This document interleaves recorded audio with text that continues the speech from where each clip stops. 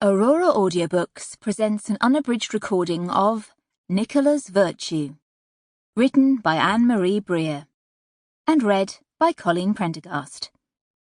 The moral right of the author has been asserted. This performance is owned by Aurora.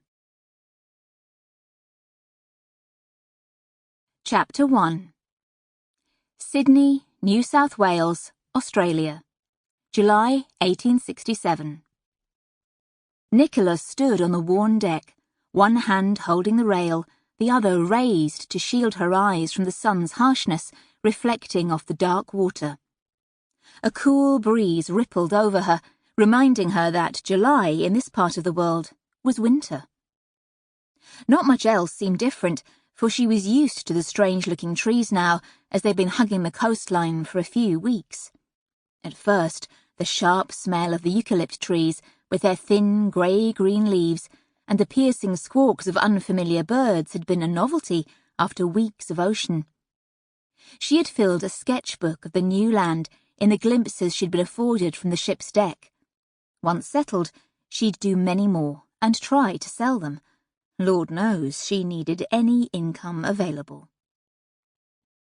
Shaking her head, she pulled her black shawl tighter around her shoulders, closing her eyes for a moment. She had to think positive thoughts, but try as she might, the confidence which had made her tempt such a drastic alteration to her life began to ebb as easily as the tide beneath the ship.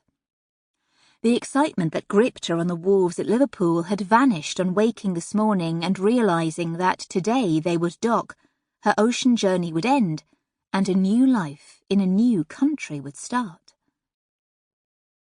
Behind her, the ship's crew urgently jostled each other as they prepared to disembark. Amongst the flotilla of the vast harbour, a small white boat sailed towards the Lady Fair, the ship that had cradled her for 71 days. An easy voyage, the crew stated, but she was simply relieved to have reached the other side of the world without mishap. A weather-worn deckhand paused by her side. "Here, miss, you off on first boat?" She turned to him, unable to smile for the nervousness that coiled her insides at the rope loops the sailors twisted. "Yes, if I am able. Is that it there?" He looked to the small boat coming close to rub alongside the hull. "No, that's the pilot's boat taking him back ashore. He's done his job and got us safely through the harbour." "Oh, I see. You passed all clear?" "Yes, Mr. Gingell has..." Sample complete. Ready to continue?